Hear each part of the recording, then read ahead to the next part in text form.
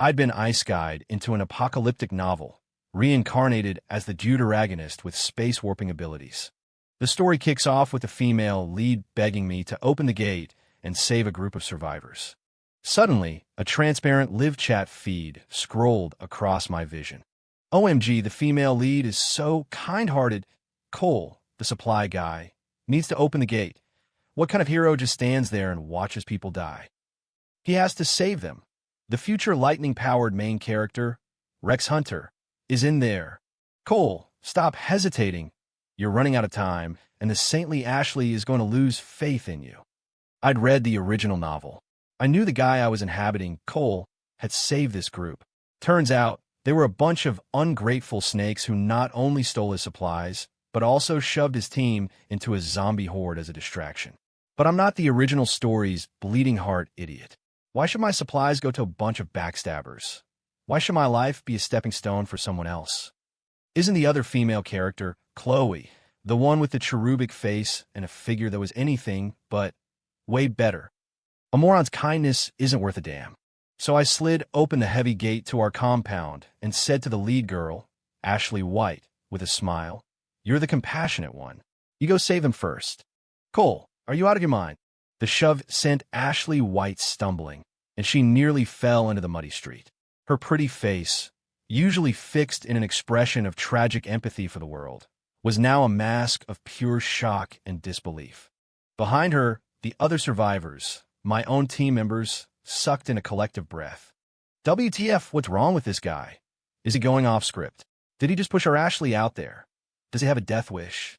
It's over. There's no way the lightning-powered hero gets saved now. The readers are going to flame this guy into oblivion. The chat feed scrolled frantically past my eyes, a mix of gleeful schadenfreude and furious condemnation. I couldn't be bothered to watch. Leaning against the door of our modified armored truck, I folded my arms and watched Ashley coolly. I'm not crazy. You're the saint, right? You're the one who thinks they're so pitiful. Go on then. Use your kindness to pacify the Z's. Maybe they'll clear a path for you. My voice wasn't loud, but in the dead silence of the ruined street, it carried to every ear. Ashley's face flushed red, then drained to a ghostly white. The guy in glasses next to her steadied her, then glared at me. "Cole, how can you talk to Ashley like that? She's just a good person." "A good person?" I snorted, pointing toward the supermarket a short distance away, now completely swarmed by the undead. "Then let her use that goodness to feed the horde. That should buy you an opening to save your people." "You." The man in glasses was speechless with rage. From my team, a girl named Chloe Summers stepped forward to stand by my side. She had a doll-like, innocent face, but a body that was astonishingly well-built. In the original story, her infatuation with the protagonist led to her dying at the hands of those same backstabbers. Chloe casually toyed with a military-grade combat knife, her cold gaze sweeping over Ashley. "Ashley, our supplies didn't just fall out of the sky. Every time Cole goes on a run, he's risking life and limb. Why should we put our own people in mortal danger for a bunch of strangers?" Ashley's eyes welled up, tears shimmering. But they're human beings. How can we just watch them die?" That teary, on the verge of a breakdown look might have made countless men melt before the apocalypse. Now it just made me sick. "Then you go save them," I repeated, my voice now laced with impatience. "If you can get them out of there in one piece, I'll give you half the supplies in this truck." Ashley's tears froze in her ducts. She stared at me, then looked toward the horde of zombies growling and slamming against the supermarket's glass doors. A small part of the swarm, drawn by our commotion, had already started to lurch and shamble in our direction. Her body gave an involuntary shudder. LMAO, the saint got checkmated. "Yeah, you go. Talk is cheap. Cole is awesome. I love a guy who keeps it real." The sentiment in the live chat seemed to be shifting slightly. Ashley bit her lower lip, her face pale. The guy in glasses next to her opened his mouth to say something, but was silenced by a single icy glare from Chloe. "What's the matter?" "Scared." I raised an eyebrow. Where'd all that self-sacrificing spirit go? Ashley was so cornered she couldn't utter a word. She looked to my team members for support. Tough luck. While none of them spoke, their expressions made their positions clear. No one was willing to die for some impractical notion of kindness. Cole, you'll regret this. Ashley finally managed to squeeze out. There's someone very powerful in that supermarket. If you don't save him today, he'll make sure you pay for it in the future. I almost laughed out loud. She was talking about Rex Hunter, wasn't she? The guy who, in the original story, becomes the most powerful lightning user on the planet. So what? A powerful man who needs other people to rescue him is, in my book, just a liability. Worse, he was an ungrateful one. Is that so? I'll be waiting. I pulled open the driver's side door and got in. Chloe, get in. Everyone else, back to the compound. Yes, boss. Chloe answered crisply and hopped into the passenger seat. The rest of the team quickly returned to their vehicles. A series of engines roared to life. Ashley and the guy in glasses were left standing alone in the street. She watched our convoy kick up dust and speed away, her face a mixture of bewilderment and fury. Cole, you coward, you cold-blooded monster. Her screams faded behind us. Chloe glanced in the rearview mirror and pursed her lips. She really thinks she's the savior of the world. All the entitlement of a princess without any of the influence. I just smiled, not saying a word. Back at our fortified warehouse compound, I immediately gave an order. Everyone, reinforce the perimeter and check your weapons and ammo. From this moment on, no one leaves the compound without my direct order. One of my crew members asked hesitantly, Boss, what about Ashley and her friend? Whether they live or die is none of our concern. My voice turned to ice. My orders are for my team, and my team only. Anyone got a problem with that? You can get the hell out now. The group fell silent. They had all followed me through hell and back. They knew how I operated. When I said jump, no one asked how high. I went up to the second-floor surveillance room, where I could monitor the streets surrounding our compound. On one of the screens, Ashley and the glasses guy were still lingering nearby, apparently hoping we'd have a change of heart. Naive, Chloe walked in with 2 mugs of hot water and handed one to me. Cole, are you really just going to leave her out there? She's not worth it. I took a sip, my gaze fixed on another monitor displaying the feed from the supermarket.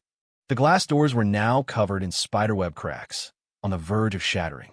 Chloe followed my gaze and frowned. They're not going to hold out much longer. Nope. I put the mug down and tapped a few commands on the control console. A micro-drone launched from a vent on the warehouse roof, silently ascending into the sky and buzzing toward the supermarket. Chloe's eyes lit up. You're planning to. Know your enemy. Know yourself.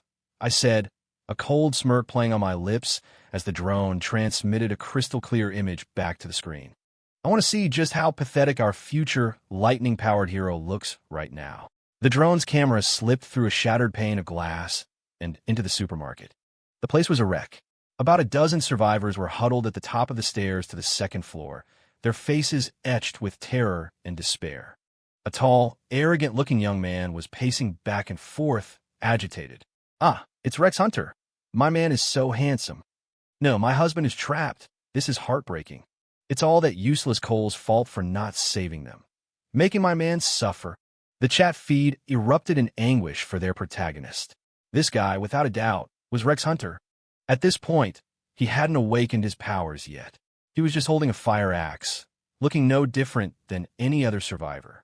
A woman grabbed his arm, crying, Rex, what do we do? There are more and more of those things outside. Stop crying. You're so annoying. Rex snapped, shaking her hand off. If it wasn't for that stupid girl, Ashley, insisting someone was coming to rescue us, we could have broken out the back entrance ages ago. And now look, the back is swarmed too. Another man chimed in with a complaint. Exactly. We wasted the perfect window to escape.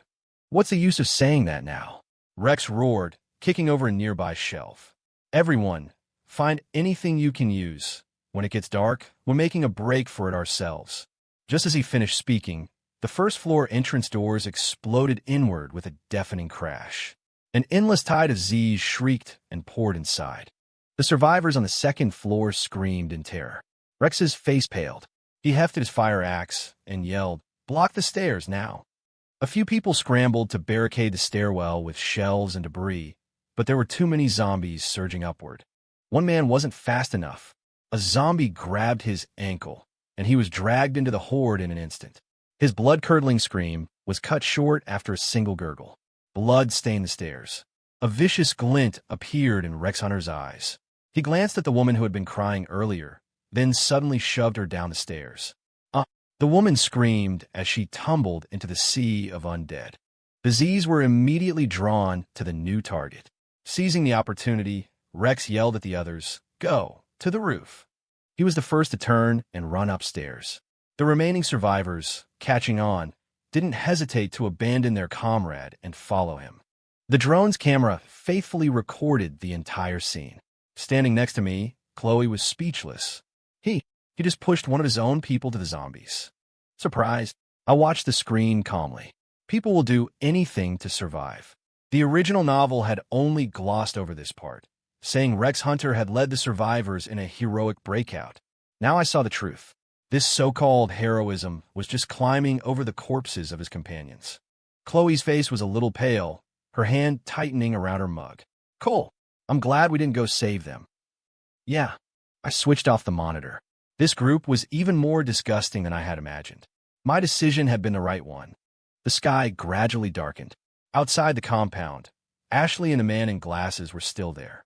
Realizing we weren't coming back, they had found a relatively safe, abandoned car to hide in for the night.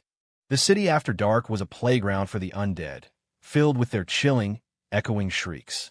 I set up a rotating night watch schedule for the team and went back to my room. My private dimensional space was packed to the gills with supplies, food, water, medicine, weapons, everything you could imagine. It was all the fruit of a month of life or death scavenging since I'd arrived in this world. I pulled out a self-heating Chili Mac MRE and an ice-cold can of Coke. In the middle of the apocalypse, this was a meal fit for a king. WTF, he's eating Chili Mac. People are fighting for their lives outside, and this dude is having a feast. He's not human. Retracting my earlier comment about him being hot. I'm officially a hater. The bleeding hearts in the live chat were at it again. I paid the no mind. I wasn't here to save the world. I just wanted to live and live well with the people I trusted. After eating my fill, I lay on my bed and started mapping out my next move. This city was doomed to be overrun by a massive horde in the near future. We had to relocate to the much safer Fort Haven military base before that happened. In the original story, the protagonist team had been betrayed and killed by Rex and Ashley on the way there. This time, I wouldn't let history repeat itself. The next morning, I was jolted awake by a frantic knocking on my door. It was Chloe. "Cole, bad news. You need to see this." I followed her to the surveillance room. On the main screen, a crowd of 20 to 30 survivors was gathered outside our main gate. Leading them was Ashley White. Standing next to her was a tall man. Though filthy, his eyes burned with that same untamable arrogance. Rex Hunter. Somehow, they had actually escaped the supermarket, and they had found their way here. "Open up. We know you're in there," a man yelled, banging on our steel gate with a pipe, creating a deafening clang. "Share your supplies. We're all in this together." "Yeah, you can't just watch people die." The crowd roared in agreement, their numbers giving them courage. Ashley stood at the front, a triumphant smirk on her face as she stared directly at the surveillance camera. It was as if she was challenging me. "See, we survived without you, and we brought more people. Now you have to open this gate for us." Chloe was flushed with anger. How can these people be so shameless? Why should we let them in? "Easy," I said, patting her shoulder, my eyes turning to chips of ice. "Let them make a scene." "Haha, karma's a bitch. That's what you get for leaving them to die. Rex Hunter is here. Open the gate and bow down. Team Rex, unite all the survivors and take out that selfish bastard Cole." The chat was ecstatic, acting as if Rex had already won. I looked at his arrogant face on the screen and let out a cold laugh. "I haven't even settled the score with you for throwing your teammate to the zombies. Today, you'll learn what it means to dig your own grave." I picked up the walkie-talkie and patched it through to the compound's external PA system. "Rex Hunter." My voice boomed from the loudspeakers, cutting through the noise. The crowd instantly fell silent. All eyes turned to Rex. He was momentarily stunned, then a savage grin spread across his face. Well, decided to finally show yourself, kid? I'm going to give you one chance," I said slowly. "Take your people and get lost. and I'll pretend this never happened. Otherwise, you'll face the consequences. Ha ha. Rex laughed as if he'd just heard the funniest joke in the world. Kid, are you blind? We're the ones with the numbers now. I suggest you open this gate, hand over all your supplies, and maybe, if I'm feeling generous, I'll let you live. The crowd behind him joined in the laughter. Ashley frowned, seeming to think Rex's words were a bit much, but she said nothing. She was complicit. Is that so? My voice remained calm. In that case, allow me to give you all a gift. With that, I pressed a large red button on the console beside me. In the next second, several massive speakers concealed on the compound's outer walls roared to life. A deafening, ear-splitting siren, mixed with heavy metal music, blasted across the entire district. I had cranked the volume to the absolute maximum. The sudden sonic assault stunned everyone outside. They clutched their heads in agony, trying to block out the noise. "Oh, my ears! Turn it off! Turn it off!" Rex's face contorted in fury. "You're fucking insane. Are you trying to draw every zombie in a 5-mile radius?" I smiled. "Congratulations. You guessed correctly." Through the cameras, I watched the far end of the streets. A black tide of the undead, drawn by the incredible noise, was now flooding toward our compound at a terrifying speed. On the screen, the looks of arrogance on the faces of Rex Hunter and his mob finally twisted into pure terror. As for Ashley, her face was ashen. She stared at our compound in utter disbelief. She probably couldn't comprehend why I would do something like this. A murder-suicide? Not quite. I just wanted to treat them to a spectacular fireworks show. Run. Run for your lives. Zombies are coming. So many of them. Rex Hunter's group descended into chaos. One moment, they were a conquering mob. The next, they were ants whose nest had just been kicked, scattering in every direction. Rex was the fastest to react. He shoved people out of his way, screaming, "Get out of my way, move." He tried to flee back the way they had come. Too late. The Horde was closing in from all sides. They were completely surrounded. Ashley stood frozen, her body trembling like a leaf as she stared at the hellish scene unfolding around her. The man in glasses tried to pull her away, but she shook him off. "Why? Why would you do this?" she muttered, her eyes filled with despair and confusion. Chloe, standing beside me, watched the magnificent disaster and whispered, "Cole, we're going to be okay, right?" Our compound was reinforced with shipping containers and steel plates, surrounded by an electric fence. But even she was nervous in the face of a horde this massive. "Don't worry," I said, switching off the music and leaving only the siren blaring. "The show is just getting started." I picked up my walkie-talkie. "All combat personnel, assemble at exit 3. "Roger that." I pulled on my tactical gear, grabbed my weapons, and met Chloe at exit 3, located on the side of the compound. It opened into a narrow back alley, the entrance of which I had already blocked with a massive fuel tanker. My team was already assembled, their faces grim but their eyes showing no fear. They were my people. They trusted me. I looked at them and spoke in a low, serious tone. "Remember, our targets are not the zombies." They looked at me, confused. I pointed to the fuel tanker at the mouth of the alley, a wicked smile spreading across my face. "In a minute, I'm going to open a small gap and let Rex Hunter's group in. The second they're inside, we detonate the tanker. I'm going to turn this alley into their tomb." A collective gasp went through the team. The plan was brutal. It was a devil's gambit. Chloe looked at me, her eyes shining with a strange light. "Cole, you're so bad. I love it."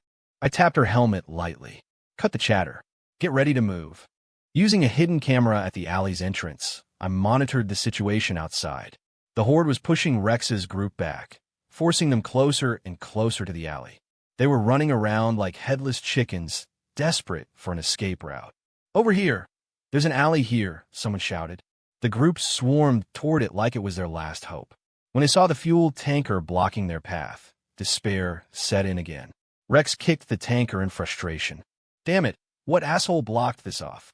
At that moment, I spoke into my walkie-talkie, giving an order to a team member hidden underneath the tanker. 5, open the door for them." "Copy that." A camouflage steel plate under the tanker slid open, revealing a crawl space just big enough for one person to squeeze through. "Look, there's an opening here," a survivor screamed with joy. Rex was the first one through, diving into the hole without a second thought. The others scrambled to follow. In the crush of the crowd, Ashley was pushed unwillingly toward the opening. Watching my prey crawl one by one into the trap I had set, the smile on my face grew colder. "Get ready," I said, raising my hand. Every member of my team gripped their remote detonators. 6. Rex Hunter was the first to crawl out of the opening. Before he could even get to his feet, he saw us at the other end of the alley, armed to the teeth and waiting. The color drained from his face. Cole. Behind him, the other survivors emerged. When they saw our advanced gear and our icy stares, they all froze. A terrible sense of foreboding washed over them. Ashley was the last one through. When she saw me, her expression was a storm of conflicting emotions. Anger, fear, and a sliver of something I couldn't quite place. Regret. "Now you're the rats in the trap," I said, lowering my hand. Rex, ever the opportunist, immediately realized he'd been played. He turned to crawl back through the opening. Too late. The zombies outside had already swarmed the small hole. A blood-curdling scream came from the opening as another survivor who tried to follow Rex was dragged halfway out and torn to shreds. The way back was gone. This narrow alley had become a dead end. "Cole, what the hell do you want?" Rex yelled, his bravado failing him as he clutched his fire axe. "I don't want anything," I said, holding up the remote detonator in my hand. "I'm just here to teach you that stealing from others has a price." "What are you talking about?" "This." I pressed the button. Boom! A deafening, earth-shattering explosion erupted from the mouth of the alley. The fuel tanker detonated, sending a massive fireball into the sky that formed a mushroom cloud. The shockwave, filled with shrapnel, ripped through the alley. Rex Hunter and his mob were vaporized before they even had a chance to scream, consumed by the inferno. Our team, safely positioned behind reinforced cover, was completely unharmed. The fire burned away everything. It purified everything. Holy yes, you just wiped them all out. That's brutal. What kind of human being comes up with a plan like that? Oh yeah, that was awesome. That's how you deal with backstabbers. Deuteragonist, bruh, this guy's the final boss. The live chat went absolutely wild. The force of the blast temporarily silenced the zombie shrieks. After the firestorm passed, the alley was a scorched, blackened ruin. Nothing remained but a few charred, unrecognizable corpses. Wait, there was still a figure huddled in a corner. It was Ashley. She had survived. At the moment of the explosion, the man in glasses who had been following her had instinctively thrown himself on top of her, shielding her with his body. He was now a carbonized husk, but Ashley had only been knocked around by the blast. She was filthy and battered, but alive. She lay on the ground, staring at the carnage, her body shaking uncontrollably. I walked over slowly and looked down at her. She looked up, and the eyes that were once so clear and full of pity were now filled with nothing but raw, primal terror. "Devil. You're a devil," she stammered. "Thanks for the compliment," I replied, my face a blank mask. "You have two choices now. 1, get lost. 2, I send you to join them." Ashley's pupils contracted. She had no doubt I would do it. The instinct for survival overwhelmed every other emotion. She scrambled to her feet and ran, not daring to look back at me, stumbling and crawling toward the alley's exit. The fire was still burning, creating a natural barrier that kept the zombies at bay for now. And just like that, she vanished into the smoke and flames. Note, the original text had a paywall marker after this point. The following sections are a continuation of the story, adapted in the same style. 7. With Rex Hunter's crew of parasites dealt with, I was in a much better mood. The explosion and the resulting inferno had temporarily kept the main horde at bay, but it wouldn't last. "All right, listen up," I ordered immediately. "Everyone, clean up this mess, double the watch, and reinforce the perimeter. Get ready for the next wave." My team, their morale sky high, moved out instantly. Chloe came over and handed me a bottle of water. "Cole, are you really just letting Ashley go like that?" There was a hint of dissatisfaction in her voice. "She's broken. She can't cause any more trouble." I twisted the cap off and took a long drink. Ashley's halo of sainthood had been shattered after she witnessed Rex's selfishness and my ruthlessness firsthand. Her entire worldview had collapsed. A fallen saint is more fragile than any ordinary person. Killing her would have been a mercy. Letting her live in this twisted, broken world forced to struggle every day with her fear and regret. That was the real punishment. Chloe nodded, only half understanding. So what's next? The number of Z's outside is only getting bigger. We're moving out, I said, my eyes fixed on the dark masses in the distance. This city is finished. To Fort Haven. That's right, Fort Haven military base.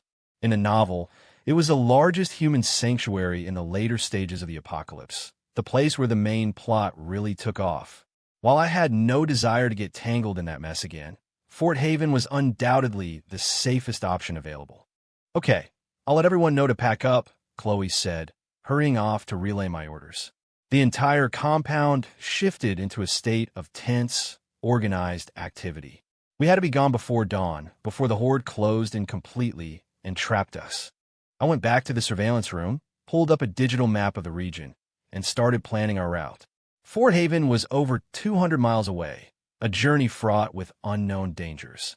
I needed to find the safest, most discreet path. As I was deep in concentration, one of my team members burst in. Cole, trouble. We got the army outside. My head snapped up. The army. I immediately switched the camera feeds. Sure enough, on a street not far from our compound, several olive-drab military trucks and 2 armored personnel carriers were parked. A squad of soldiers in full combat gear, carrying assault rifles, was advancing on our position in formation. Leading them was a middle-aged man with a star on his collar, his face chiseled and his gaze sharp. Whoa, it's the rescue team from Fort Haven. Is the plot correcting itself this hard? Rex just died and the official cavalry shows up? Cole's in deep shit now. He just blew up a bunch of people. They're gonna think he's a hostile and light him up. The live chat was more panicked than I was. I frowned. This was definitely not in the script. In the original story, the military rescue team didn't reach this city for another 2 weeks. Why were they here so early? Boss, what do we do? They look like they're here for us, the team member asked, his voice trembling slightly. Hold your fire. Let's see what they want, I ordered calmly. Everyone, stay alert. The military unit quickly reached our main gate. The commanding officer raised a bullhorn and shouted, "Occupants of this facility, this is the United States Military Rescue Command from Fort Haven. We are responding to a distress signal to evacuate survivors. Open your gates immediately and cooperate with our operation." His voice was powerful and authoritative, leaving no room for argument. A distress signal. My mind immediately jumped to Ashley. Could have been her? No, impossible. She didn't have any long-range communication gear. So who? A thought flickered in my mind. I quickly rewound the surveillance footage from earlier. While Rex and his mob were trying to storm our gate, I spotted an inconspicuous man in the crowd who had briefly taken out what looked like a satellite phone and spoken a few words into it. In the chaos, I hadn't paid him any mind. Now it was obvious. He must have sent the signal, and he was now part of the charcoal scenery in the alley. One thing always leads to another. Chloe must have realized it too, because her expression soured. Cole, this is bad. We made a huge scene with that explosion. They're definitely going to investigate. If they find out we killed all those people, even if we had killed a bunch of scumbags, in the eyes of the military, we were still murderers. Calm down, I said, turning off the monitor and standing up. We'll play the hand we're dealt. I'll go talk to them. I walked up to the top of the compound's wall alone. The cold wind whipped at my jacket. I looked down at the well-armed soldiers and their formidable commander, my face impassive. "What can I do for you, officer?" I called down. The officer in command was a general, a man named Marcus Thorne, a 2-star from the Fort Haven command. He looked up at me, his brow furrowed. "Are you in charge here?" "I am." "Was that explosion you're doing?" His tone was interrogatory. It was. I answered without hesitation. Behind him, his soldiers raised their rifles in unison, aiming them directly at me. The atmosphere crackled with tension. General Thorne's gaze grew sharper. "Why? Do you have any idea how many undead your actions have attracted? Do you realize how much you've complicated our rescue operation?" "Complicated?" I let out a short, humorless laugh. "General, I think you're mistaken about something. Before you showed up, we were surviving here just fine on our own. We have our own rules. A little while ago, a mob of hostiles tried to steal our supplies and kill my people. I did what I had to do to protect my team. As for the consequences, We'll handle them ourselves. My words were firm and unapologetic. General Thorne stared at me, clearly trying to gauge if I was telling the truth. Damn, Cole is badass, going head-to-head with a general. This is going to be good. The military doesn't care about your post-apocalyptic rules. I think our boy is done for. He killed Rex Hunter, the protagonist of this whole thing. The plot is trying to erase him now. Hostiles. General Thorne scoffed. My unit encountered a survivor on our way here. She told us that you refused to help anyone, that you were cold-blooded, and that you lured dozens of survivors into a trap and murdered them. How do you explain that?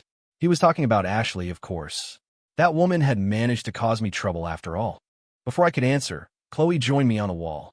General, that woman is lying, she said angrily. They attacked us first. We were just defending ourselves. Thorne ignored her, his eyes still locked on me. I need proof. Proof? I almost laughed. General, this is the apocalypse. Strength is proof. Survival is truth. But if you want evidence, it's simple. I pointed toward the still smoldering ruins of the alley. Send your men over to pick through the debris. See what those innocent survivors were carrying. Food or weapons. You can also investigate the woman who snitched to you. Find out how she managed to survive the Horde before she ran into us. I'm sure with the military's resources, that won't be too difficult. Thorne's frown deepened. He was silent for a moment, weighing his options. Just then, a communications specialist ran up to him, holding a tablet. General, the drone sweep found something. He handed the tablet to Thorne, whose expression changed dramatically as he looked at the screen. It was displaying the footage I had recorded with my micro-drone, the video of Rex Hunter shoving his own teammate down the stairs to be eaten by zombies. The footage was high definition, shot from a damning angle that captured the vicious, snarling expression on Rex's face perfectly. Thorne's breathing grew heavy. He looked back up at me, and his gaze was entirely different. It held shock, disbelief, and even a flicker of appreciation. You recorded this? I did. You knew what kind of people they were from the start. I did. Thorne was silent. After a long moment, he waved his hand. Everyone, lower your weapons. His soldiers, though confused, obeyed the order. The tension immediately dissipated. General Thorne looked at me and said in a deep voice, "What's your name, son?" "Cole Walker." "Cole Walker." He repeated my name. "You got guts, and you're resourceful. But this area is no longer secure. I don't care what your history is with that group. Right now, you and your people need to evacuate with us. We're heading to Fort Haven." This was exactly what I wanted, but I had no intention of going as a refugee. "All right," I nodded, "but I have one condition." "Name it." "My team operates as an independent unit. We won't be integrated into your command structure.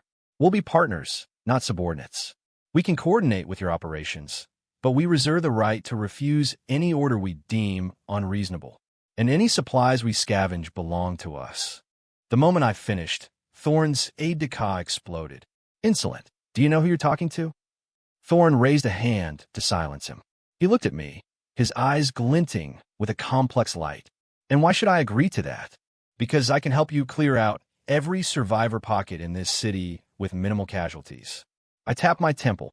"And because I know where to find something in this city that you need more than anything else. Like, for example, a fully stocked, untouched National Guard armory." Thorne's pupils dilated. An armory? In this new world, weapons and ammunition were more precious than food and water. He stared at me, as if trying to see right through me. "How do you know that?" "That's my secret," I said, meeting his gaze without flinching. "So now you have a choice to make, General. You can gain a powerful ally, or you can make a potential enemy." General Thorne was a true soldier. He always put the mission first. After weighing the pros and cons, he agreed to my terms. "I'll accept your conditions. But Cole, I want you to understand that with great power comes great responsibility. I hope you don't use your talents to walk down the wrong path." "Don't worry, General," I smiled. "I only walk the path that leads to survival." And just like that, our small group of survivors struck an unlikely partnership with the U.S. military. GG. That was a 10 out of 10 play. He turned the tables completely. Went from refugee to partner. Cole is a legend. General Thorne, I came here to recruit you. How did I end up working for you? Ashley is probably losing her mind right now. The savior she called in just allied with her worst enemy, The live chat was full of praise. We quickly packed our supplies, organized our vehicles, and merged with the military convoy.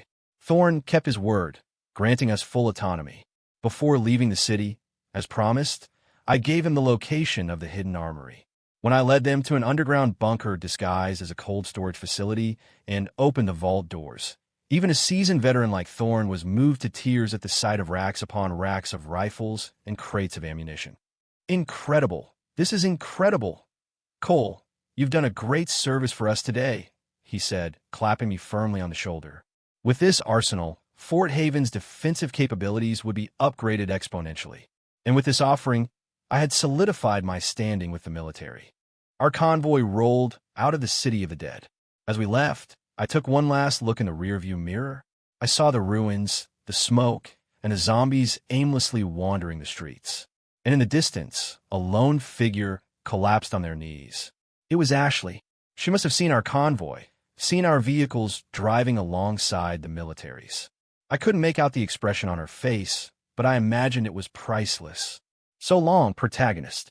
Your story is over. Mine is just beginning. The road to Fort Haven was not easy. We encountered several small zombie hordes and attacks from mutated creatures along the way. But between the military's overwhelming firepower and my team's tactical flexibility, we handled every threat. My performance earned the respect of the soldiers, who had initially been suspicious of me. Chloe, in particular, impressed them with her ferocity and skill with a blade, putting many of the male soldiers to shame. During a break, Chloe leaned against our truck, cleaning blood from her knife. Cole, what do you think Fort Haven will be like? I don't know, I said, handing her a bottle of water. But I guarantee it'll be more interesting than this. Chloe took the water, her eyes sparkling as she looked at me. As long as you're there, I'm not afraid of anything. I smiled and ruffled her hair. Silly girl. 2 days later, we finally arrived at Fort Haven. High concrete walls, watchtowers manned by armed guards, and survivors bustling about with looks of hope on their faces. It truly was a Noah's Ark in the apocalypse. General Thorn personally saw to it that we were given our own independent barracks in a quiet, secure section of the base. Cole, get your team settled and rested. We'll discuss future operations later, he said. Thank you, General. After Thorn left, I immediately had my team sweep the area and set up a security perimeter. You can never be too careful. As we were getting organized, an unexpected visitor arrived. A man in a lab coat and gold-rimmed glasses, looking polished and academic, came to our gate, escorted by 2 soldiers. Excuse me, is Mr. Cole Walker here? That's me, I said, walking over. I'm Dr. Alan Carmichael, the head of the base's research and development department, the man said, extending a hand with a warm smile. General Thorn mentioned that you have a unique spatial ability. I didn't shake his hand, just gave him a short nod. I do. Carmichael didn't seem offended and retracted his hand. Excellent. Mr. Walker, our department is currently conducting research on these emerging abilities. We were hoping to invite you to our lab to run a few simple, non-invasive tests. This would be invaluable for our understanding of these powers and how to unlock their potential. His words were smooth and professional, but behind his glasses, I saw a glint of something he couldn't quite hide. Great. Here we go. The classic, let's dissect the guy with powers plotline. This smiling scientist is bad news.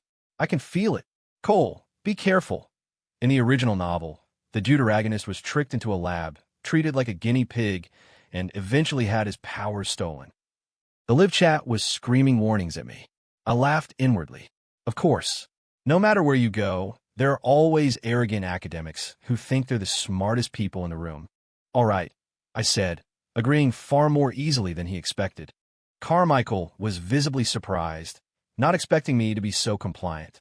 His smile widened. Wonderful. Mr. Walker, you have a true spirit of cooperation. Please come with me now. Hold on, I stopped him. I'll cooperate, but I have conditions. Oh, please go on. First, my second-in-command has to be with me at all times. I gestured to Chloe. Second, all tests must be conducted under my direct supervision. I have no intention of leaving with anything extra inside of me, or with anything missing. And third, I looked him straight in the eye and said, enunciating every word, "In exchange for my cooperation, I want priority access to all of your department's latest research and technologies. That includes viewing rights and usage rights." The smile on Dr. Carmichael's face began to stiffen. 10. Mr. Walker, isn't that request a bit? Dr. Carmichael's smile was now strained. Excessive. I finished for him.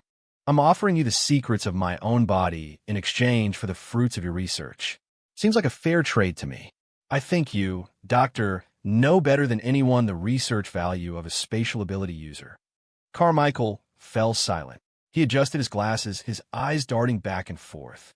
Spatial manipulation was the rarest and most strategically valuable power known to exist. If they could unlock its secrets, it would be a game-changer for the entire base. My terms were steep, but the potential payoff was immeasurable. Very well, he finally conceded. In principle, I agree to your conditions. We'll need to work out the specifics, of course. Of course, I said, extending my hand. Pleasure doing business with you, Doctor. This time, he didn't hesitate to shake it. The pleasure is all mine. With Chloe by my side, I followed Carmichael to the R&D department. The facility was heavily guarded, filled with scientists in lab coats and sophisticated equipment.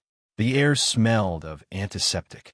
Carmichael led me into a sterile, all-white laboratory. Mr. Walker, we'll start with a basic psionic energy scan. It's completely harmless. He pointed to a machine that resembled an MRI. I lay down on the platform. Chloe stood nearby, her hand resting on the hilt of her knife, her eyes scanning our surroundings warily. The machine whirred to life. I felt a gentle wave of energy pass through my brain. That's it. That's the machine. In the book, they used it to secretly copy his psionic signature. Then they used that signature to build a device that could nullify his powers. Get out of there, Cole. It's a trap. The live chat was about to have a collective aneurysm. I closed my eyes, a faint smile on my lips. A trap. We'll see who the real prey is. After the scan, Carmichael returned with a data tablet, his face glowing with unconcealed excitement. Absolutely incredible. Mr. Walker, your psionic energy levels are the highest I've ever recorded. It's a miracle. Is that so? I sat up, stretching my arms and legs. What's next? Next, we'd like to take a small blood sample to analyze your genetic markers, Carmichael said, approaching with a syringe. I extended my arm. Chloe immediately tensed up. I shot her a reassuring glance. Just as the needle was about to pierce my skin, I spoke. Dr. Carmichael, does your department happen to have a project codenamed Genesis? Carmichael's hand jerked. The needle pricked my skin, and a single drop of blood welled up. He looked up at me, his face a mask of shock. For the first time, his calm, professional demeanor was gone. How could you possibly know about that? Project Genesis was the R&D department's most classified initiative. Its goal was to use research on powered individuals to create a serum that could grant abilities to ordinary people. No more than 5 people on the entire base knew of its existence. How could I? I also know, I said, locking eyes with him, that your project has hit a wall. You're missing the key component, a catalyst. And a powerful spatial ability user like myself is, in your eyes, the perfect catalyst. Am I wrong? Carmichael's shock had morphed into horror.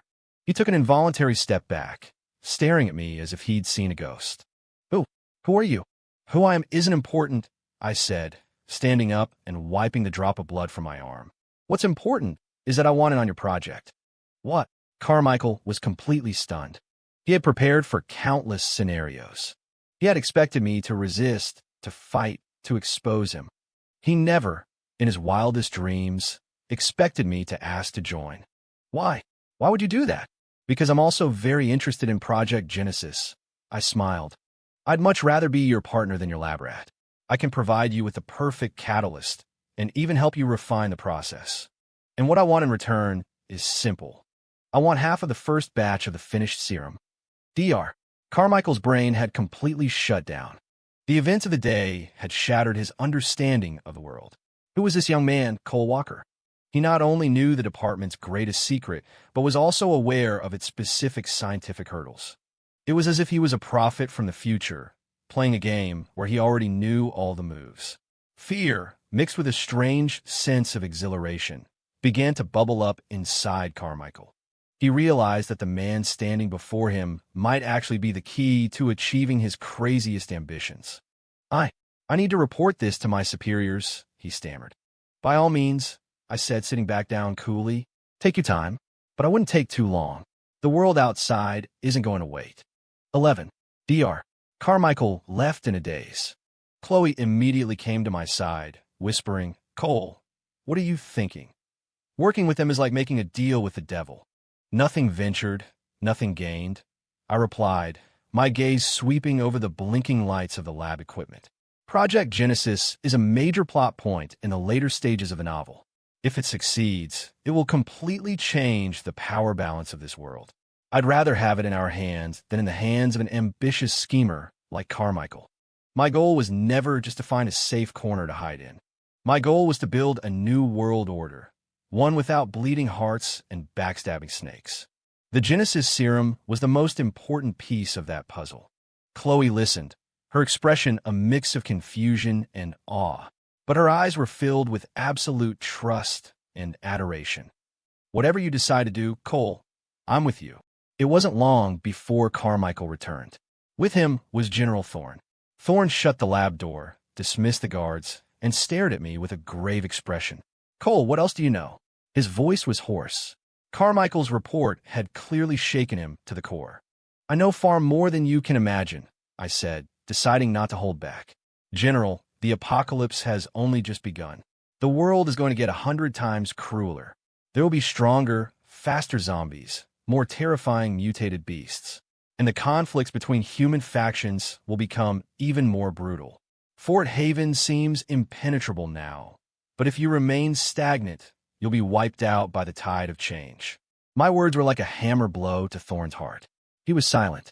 As a military commander, he understood the precariousness of their situation better than anyone. Ammunition would eventually run out. The undead, however, were constantly evolving. The future of humanity looked bleak. Project Genesis is our only hope, Carmichael interjected, his voice trembling with excitement. If we succeed, we can create a super soldier army of powered individuals. Then we can finally fight back, retake our cities. Cole, you said you wanted half of the finished product, Thorne said, his gaze as sharp as a razor. What do you plan to do with that many doses? I'm going to build a team that answers only to me. I stated my intentions plainly. A team that is absolutely loyal and overwhelmingly powerful. Thorne's eyes narrowed. You want your own private army? You want to fracture this base? No, I shook my head. I want to have a force that could decide the outcome of a battle at the critical moment. A force not bound by red tape or politics. One that operates with maximum efficiency as its only creed. General, your soldiers are the shield that protects this home. My team will be the spear that pierces the darkness. A shield is for defense. A spear is for conquest. Our goals are the same. We just have different jobs. The lab fell into a dead silence. Both Thorne and Carmichael were stunned by my unorthodox, almost heretical declaration. After a long time, General Thorne let out a heavy sigh. He looked at me with a complicated expression. I don't know if allowing this is the right decision or a terrible mistake. But you're right. Desperate times call for desperate measures. I'll agree to your terms. But Cole, I want you to remember what you said here today. That spear of yours must only ever be pointed at the enemy. If the day ever comes when you turn it on your own people, then the first heart it pierces will be my own.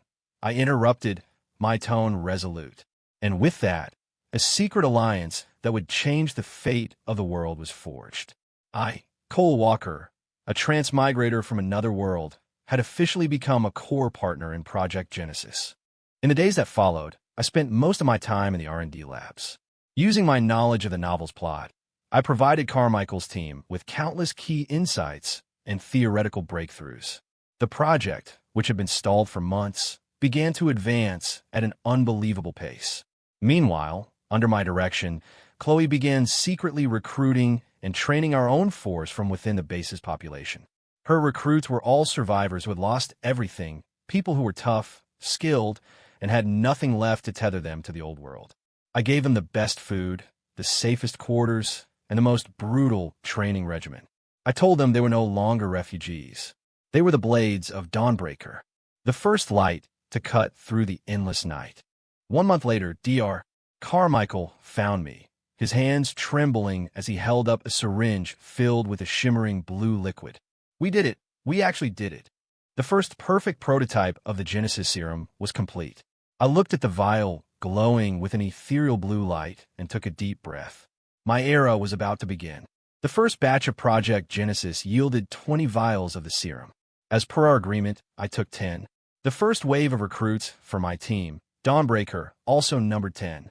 They were the best of the best, handpicked by Chloe from thousands of survivors. Every one of them had a score to settle with the new world and held an unwavering loyalty to me. I gathered them in our secret training facility and placed the 10 vials on a table before them. You know what this is? I said. It can grant you power beyond that of a normal human. However, there is a 10% chance of failure. Failure means death. You have the right to choose. If you want to back out, you can leave now. No one moved. 10 pairs of eyes stared at the vials with burning intensity. In this world, power was everything. Good, I nodded. Then let's begin. Without a moment's hesitation, each of them picked up a syringe and injected the contents into their bodies. What followed was an agonizing wait. Soon, some began to scream in pain, their bodies convulsing, skin turning crimson. Others were encased in a layer of frost or wreathed in crackling electricity. These were the normal side effects of genetic reconstruction. Chloe nervously gripped my hand, her palms slick with sweat. An hour later, the screams subsided. All 10 of them had made it through. A 100% success rate. They had all awakened unique abilities. Fire, ice, metal manipulation, wind blades. The training ground lit up with a display of newfound powers. Though they were still weak, they had been reborn. Dawnbreaker was officially founded, and I was their one and only leader. In the following weeks, I led Dawnbreaker on missions outside the base, operating like a well-oiled machine. We hunted powerful mutated beasts, cleared out zombie-infested industrial parks, and recovered rare resources. We were a razor-sharp scalpel, completing objectives that the regular military had deemed impossible. Our success rate was astounding, and our reputation grew throughout the base. The name Dawnbreaker became legendary. Countless survivors wanted to join our ranks, but our selection process remained incredibly strict. Quality over quantity. As we brought back more and more resources, the R&D department was able to produce more of the Genesis serum. Dawnbreaker's numbers grew steadily. 6 months later, Dawnbreaker consisted of 100 powered individuals. We had become a force that no one in Fort Haven could ignore.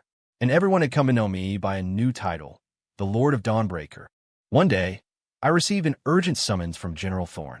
The atmosphere in the military command center was tense. "We have a situation," Thorne said, pointing to a massive digital map table. "We just received a distress call from the Charleston compound, a survivor settlement to the north. They're under siege by an unprecedented zombie horde, and they've encountered a new type of zombie, one we've never seen before." He played a grainy video clip. In it, a massive, hulking zombie covered in bony armor plates like some kind of monster out of Nightmare easily tore open the armor of a main battle tank. "We're calling it a juggernaut. The Charleston compound is about to fall. Their commander is begging us for reinforcements." The room fell silent. A rescue mission would mean crossing hundreds of miles of hostile territory to face that thing.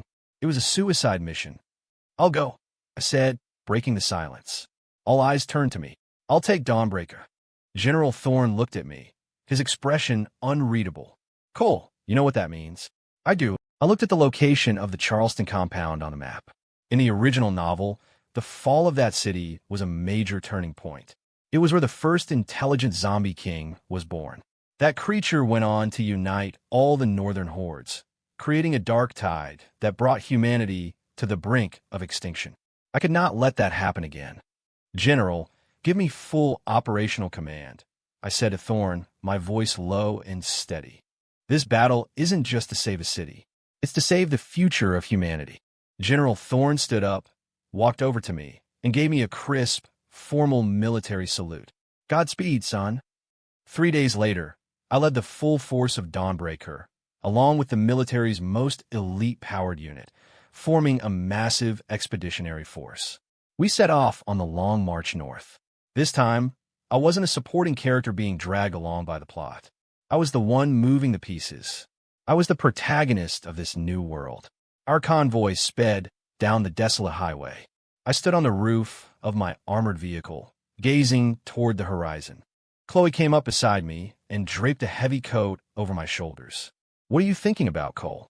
"I'm thinking that when this is all over, we'll find a place with mountains and rivers, and we'll build a city of our own," I said, turning to look at her with a smile.